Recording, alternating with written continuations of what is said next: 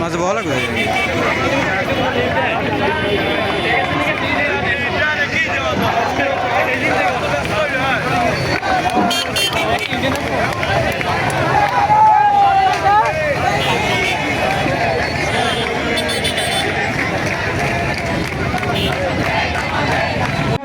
দেশে প্রমোশন পাচ্ছে, তাহলে তারা যে যেসব প্রতিষ্ঠানে পড়াশুনো করে যাদেরকে আমরা সর্বোচ্চ জায়গায় ভূষিত করেছি এবং যারা আমাদের সম্মান, বাংলাদেশের সম্মান, সেই সব প্রতিষ্ঠানে পড়াশোনা করে তারা যদি এসব অযৌক্তিক দাবি করে, এসব দাবি আমরা কেন, আমরা ডিপ্লোমা প্রকৌশলী না, সাধারণ জনগণ এটা মেনে নিবে না।